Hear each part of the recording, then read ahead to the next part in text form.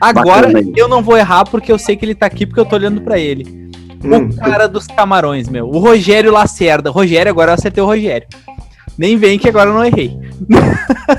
Cara, o Rogério, esse cara, ele divulga o podcast, ele estuda cada vez que eu faço uma pergunta de camarões pra ele. Ele mandou mensagem quando a gente começou a fazer os podcasts de camarão. Bah, cara, muito boas informações. Cara, é um cara que ele tá crescendo muito mais, que ele tem uma empresa que ele vende camarões. Estão vendo aqueles monte de aquário lá atrás dele? São as baterias de aquário dele. Cara, a qualidade das baterias, a água dele é impecável. Eu já peguei camarões com ele, já fui visitar essa bateria e, cara, é sensacional. O zelo que ele tem com os bichos é incrível. É incrível mesmo. E um sistema que ele tá fazendo, que eu não sei se eu posso falar aqui, se eu não puder eu vou cortar, tá, Rogério? Mas é que pode tocar a ficha. Um descanso pras fêmeas. Isso é uma coisa muito, muito interessante que ele trouxe que eu não esperava que acontecesse, né? Conta mais um pouco pra gente sobre a tua história dos camarões e como é que tu chegou no podcast, seu Rogério. Vamos lá. Boa noite, pessoal. Tudo bem? Assim, é o maior orgulho, né, que eu tenho aqui na nossa cidade. Para quem não conhece, Porto Alegre, né? Essa dupla aí. Né, eu não sei o lugar, eu não sei onde eu tô.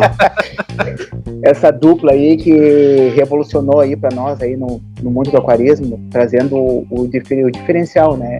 Que nem o Rodrigo falou aí, que pouco importa a loja, não tem nada a ver, é um outro viés, o que a gente hoje mais vê é as pessoas atrás de um patrocínio ou querendo vender alguma coisa ou outra, e essa dupla aí veio com um viés totalmente diferente e sim preocupado no aquarismo, propriamente dito, e no aquário de cada um de nós, principalmente que estamos ali no grupo, né, que a gente viu. Eu conheci o podcast através do Will, né, a gente trocou bastante ideia, apoiei bastante ele, disse para ele que era o início, que no final de ano ele ia se apavorar pela quantidade de gente que ia estar atrás, porque a ideia que ele me apresentou, me mostrou, era completamente diferente do que eu já tinha visto aí no aquarismo, que a gente vai atrás do YouTube, que tem pode dizer porcaria, né, mas as pessoas não se preocupando muito com as pessoas que estão começando e dão informação errada, dão informação, enfim, né.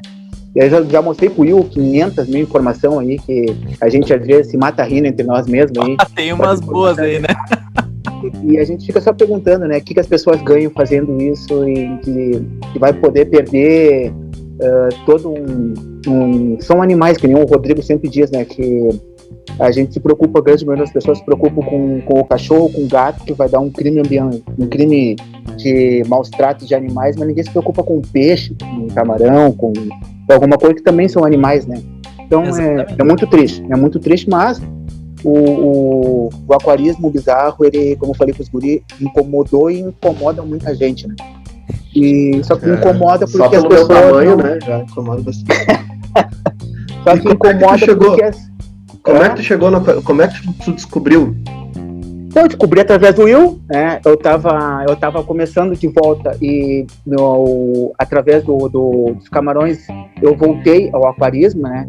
Eu tinha parado um bom tempo com o aquarismo. Eu era daquela turma ainda que chegava no domingo e limpava o aquário todo, tirava todas as pedras e limpava tudo, né? E onde foi que eu aprendi, assim, né? Tinha que ter aquela midging, aquela placa preta embaixo que juntava a sujeira por tudo que era lado. E eu me lembro que eu tinha um aquário grande que eu ganhei da minha sogra. Foi o primeiro aquário que eu tive na minha casa grande. Pá, da sogra. A sogra, tipo assim... E o aquário era bonito pra caramba. E eu me arrependo até hoje de ter vendido aquele aquário, porque era aquele negócio, né? Não entendia quase nada e era uma informação passada de informação. Chegava no domingo, claro, eu acabava com toda a biologia do aquário. Chegava no domingo, limpava o aquário, tirava tudo, limpava até os vidros. Então a gente fica pensando como é que era naquele tempo, né? Enfim, e me arrependo, era um aquário, acho que tinha 70 e poucos litros, o aquário era maravilhoso.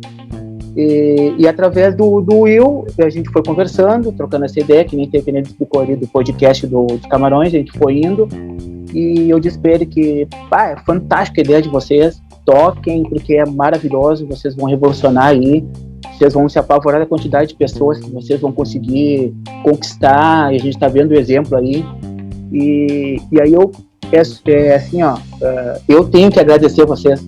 A gente está aqui com vocês hoje, a gente tem que agradecer vocês, pela essa dedicação que vocês fazem, sem ter que estar ganhando nenhum tostão, simplesmente ganhando um parabéns, muito obrigado, vocês me ajudaram, e vocês estão fazendo muito mais do que vocês mesmos imaginam, né? A gente vê aí um monte de pessoas que viram a própria evolução dos aquários nas casas deles, através dos podcasts, através dos estudos, né?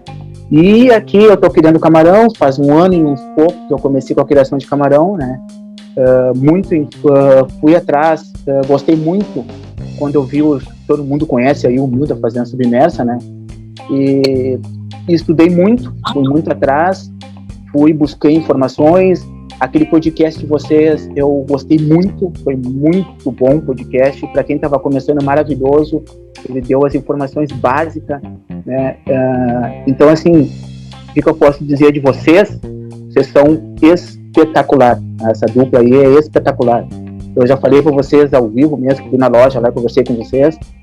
E o que eu posso dizer é o seguinte, que sobre camarão, né? Como o Will falou ali, eu tô fazendo esse projeto, né? Já tenho resultados, bastante resultados positivos em relação a isso, de dar um tempo para a fêmea, né? Já tenho resultado. Eu até eu deixei um tempo as fêmeas descansando, né? Porque a gente vê muita coisa acontecendo. Eu troquei essa ideia com a minha esposa, sempre estou me prolongando, mas vou explicar esse caso aí do Will aí, que ele puxou. Manda bala. Eu comecei a pensar no seguinte fato, né? Todo mundo que faz a criação, principalmente de animais, cachorro, gato, né? As pessoas dão um tempo para a fêmea, né? Sempre pulam um cio, né? E dá aquele tempo para a fêmea se recuperar, não deixar ela começar a ficar... Eu comecei a pensar, peraí, a fêmea do camarão, ela está sempre reproduzindo uma atrás da outra, sempre reproduzindo uma atrás da outra. E eu percebia que a fêmea camarão, ela nunca crescia, ela sempre ficava com o mesmo tamanho. Mas isso é que nem vocês dizem, né? Eu estudo e a observação. É que nem tu falou ali, né? Do GPS e do aquário, né? E eu comecei a observar isso. As fêmeas não estão crescendo muito. E elas estão ficando ovadas muito pequenas. E aí eu comecei a fazer o seguinte, eu vou separar as fêmeas que eu quero e vou fazer o teste. E aí eu fiz isso. Aí eu montei um aquário. Nesse aquário aqui, que tem essa bateria aqui em cima, eu separei machos e fêmeas, né? E vou separar e vou deixar 1 mês elas separadas. E eu observei que elas começaram a dobrar o tamanho delas, né? E isso, em cima, se vocês forem fazer uma pesquisa, no exterior se usa muito isso para campeonato, né? E deixar a fêmea crescer para ela ficar com uma carapaça melhor, com uma cor melhor. E eu comecei a fazer isso. Deixei separado as fêmeas, né? E depois de um tempo... E é um negócio interessante para quem está ouvindo, é um negócio interessante para quem tá ouvindo agora, para quem quer saber um pouco mais de camarão, é uma técnica interessante de fazer, né? Com certeza. Sim, é bem interessante. E tem gente já, vocês mesmos me indicaram até um cliente, que foi o Will, que já está tendo essa ideia de ter a questão de só fêmea ou só macho. Muito interessante isso aí. Porque além, tu não deixa o aquário muito populoso, porque a gente sabe que os camarões se reproduzem que nem louco, né? E tu mantém uma colônia bonita, né, de machos ou fêmeas, e as fêmeas, elas ficam, eu posso dizer para vocês assim, ó, assina embaixo, elas ficam espetaculares. Olha quando aí, elas ó. não cruzam seguidamente, elas ficam gigantescas, ficam lindas, a cor fica muito bonita, elas dobram de tamanho assim, muito rapidamente. O homem falou, tá falado, que é do grupo, printa aí a tela dele, bota essa frase, separa, que eu assino embaixo e bota a assinatura do homem. E sempre que tem dúvidas ali no grupo, primeira coisa é marcar o Rogério. Ó, não, o Rogério que sabe. Camarão essa aí, camarão essa aí eu fiz essa experiência aí, né, e constatei, elas crescem muito, ficam muito bonitas. E aí depois, com o tempo, eu devolvi elas pro aquário junto com os machos para reproduzir. Simplesmente eu observei também que elas ficam muito mais, porque daí eu dobro o tamanho delas, a cela fica maior e a quantidade de ovos é muito maior, entendeu? Então isso, claro, que a pessoa que cria, vamos supor, o Milda fazendo a submersa, e um dia ele vai ouvir isso aí, ele vai depois me falar, o Milda fazendo a submersa não é interessante para ele ter esse descanso de fêmea, porque como ele trabalha com demanda e um fluxo muito grande de camarão para venda, às vezes não é interessante, porque para ele é interessante que tenha reprodução, que tenha mais camarão para poder vender. Mas a pessoa que tem o camarão em casa e não quer que aquele camarão se reproduza muito, porque cada fêmea dá em média de 20 filhotes, imagina? tá com um casal, daqui a pouquinho tem 20 no teu aquário, que já vira 40, que vira 60. Então, é um troço muito... E aí tu, né, dá pra fazer isso de ter só fêmeas ou só machos, né? Então, pra mais dicas, siga a Lacerda Shrimp. Com certeza. É isso aí. Seu Rogério, muito obrigado pelo teu relato, muito obrigado pela nossa técnica. Quem não conhece camarão um pouco, segue o Rogério.